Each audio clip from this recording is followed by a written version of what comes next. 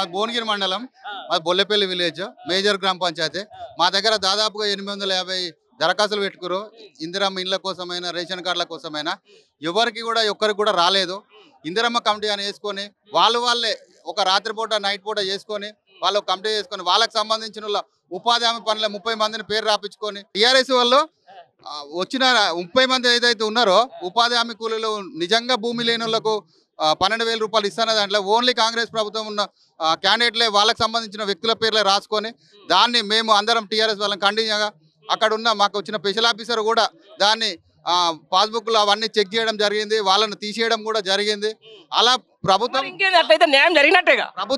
ప్రభుత్వం చేసేదానికి పబ్లిక్ జరిగేదానికి చాలా ఇబ్బందులు ఉన్నాయి.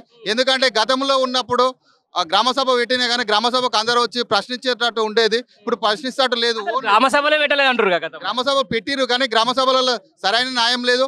అసలు దరఖాస్తులు తీసుకునే వరకే జరుగుతున్నది కానీ ఎవరికి ఒక్క ఇల్లు కూడా ఒక రేషన్ కార్డు కూడా ఇచ్చింది లేదు. మండలంలో ఒక్క ఊరు అంటే ఏదో ఒక ఊరిని సెలెక్ట్ చేస్తే కతిమ ఊర్లకు అందరికీ నష్టం చేస్తుంది కాంగ్రెస్ ప్రభుత్వం. కేటీఆర్ వస్తున్నారంటేనే ఇప్పుడు కాంగ్రెస్ పార్టీకి చాలా భయం ముట్టుకుంది, రైతులకు చాలా ఇబ్బంది ఉన్నదని కేటీఆర్ గారు ఈ నల్గొండ క్లాక్ టవర్ని ఎంచుకున్నారు. మీ దగ్గర పొడుగు రెడ్లుంటే పొడుగు మంత్రులు వాళ్ళకి ఎందుకు భయపడతారు?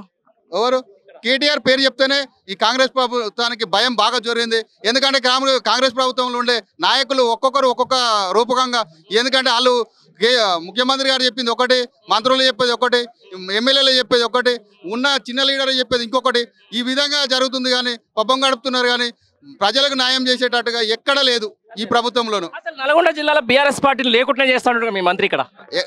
ఆయన తరం కూడా కాదు, ఎవరు చేయనికి కూడా లేదు. ఈయన ఇక్కడ ఉన్న ఆయన ఎక్కడ వెళ్ళిపోతాడు ఆయన చూసుకోమనాలి ఫస్ట్గా.